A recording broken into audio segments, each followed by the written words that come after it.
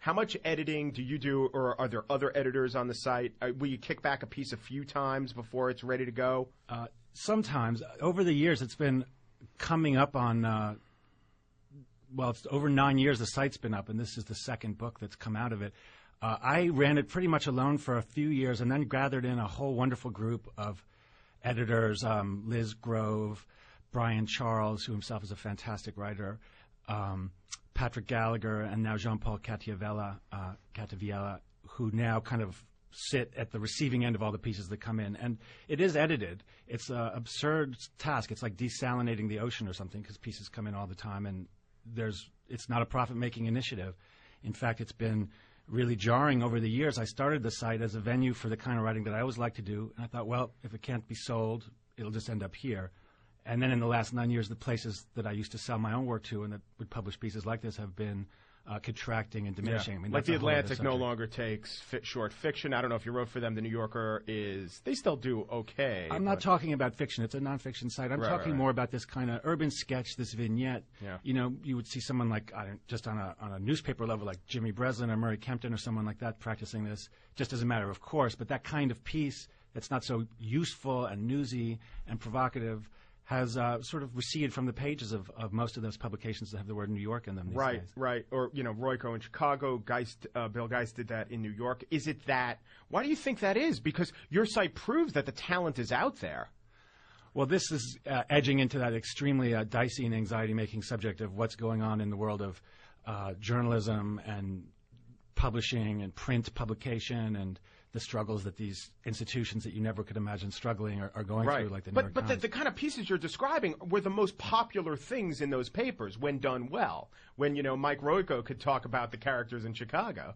True enough. I do think there's something curious going on there. I don't want to attempt to address it because it's epic in scope, and it's subject for a lot of anxiety and discussion. I do want to chime in when you asked if I thought that Said's writing was funny. It is very funny, but it's not overtly comedic. It's that Said, like a lot of the authors who end up writing for this site, is rather anxious, rather nervous, and that anxiety creates all kinds of interesting situations and self-consciousnesses and foibles that then get explored and sort of teased out in the piece. And the sort of thing in the long hospital piece called The Afflicted, I mean, it's not that long. It's like, 15 pages?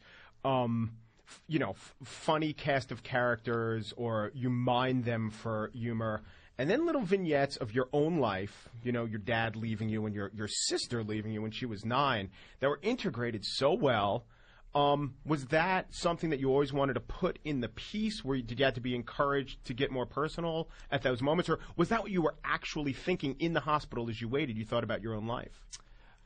That's a good question. I think when I first began writing it, one of the things was within the first page, I mentioned something about not knowing how to react to my girlfriend's the laceration on her finger, and then immediately in my mind was that I had never had a father who had done that for me, and I think it just organically came out of that I would cut back and forth, which is something that I've done often in my writing. And in fact, I just have to say that the memoir that I do on Tom's site, and it was really the first opportunity for me to do that, ended up kind of folding into my full-length memoir through a series of events of people, editors at other magazines, seeing my writing and then encouraging me to explore those themes further of growing up communist, et cetera. But it's on Mrbeller's Neighborhood where that really began.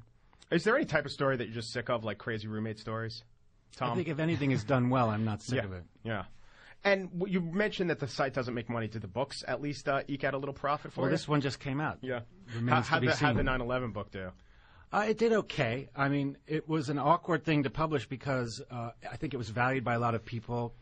It was in production as a perfectly innocent collection of New York stories when 9/11 happened, and then the site turned into one of the many, many venues where people just put their sort of testimony of the experience, and we ended up doing a kind of double A-side front and back book that came out fairly soon. And some people I've heard from were extremely grateful to have just something to relate to.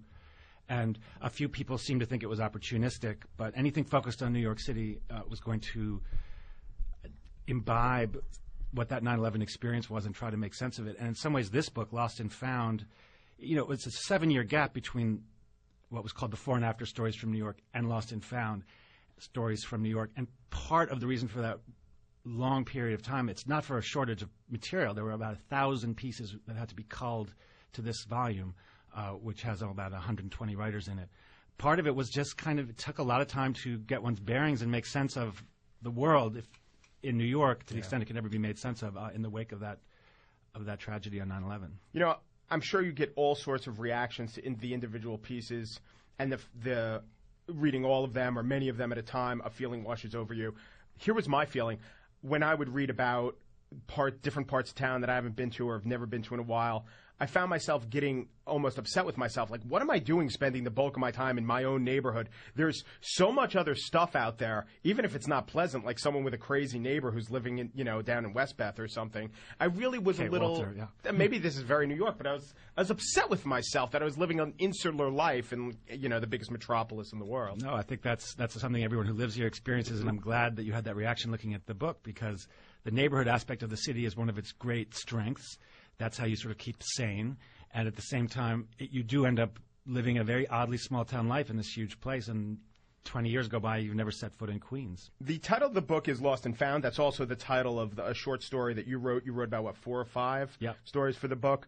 So you wrote, you're the editor. You founded the site. You get to name the story after yourself. That's your prerogative. I get that. My favorite one that you wrote was called Pursuits. And what I liked about it was you witnessed a funny thing happen in one part of town, a sort of a weird breakup. And instead of telling the story of the breakup, you took a step back and told the story of the conversation you had with the guy next to you about the breakup, which made it quintessentially New York. I love that guy, Nick Spicer. We became friends in the heels of that conversation. Yeah, well, the pieces that I write that I include in this book are very narrowly focused on events usually. They're not that much on the personal essay mode. I find myself getting into very strange situations, and I feel compelled to just write it down in a kind of diaristic way. And I've always done that. I've always tried to sell that kind of piece. And it was giving a venue for that sort of piece that motivated making the site, which has led to Lost and Found and so forth. Thomas Beller, founder and editor of Open City Magazine and the editor of Lost and Found, Stories from New York. And Saeed, here we go. Sayrafirzadeh. Sayrafirzadeh. Sayrafirzadeh. Thanks, guys. I'm Mike Pesca for Brian Lehrer. Thank you.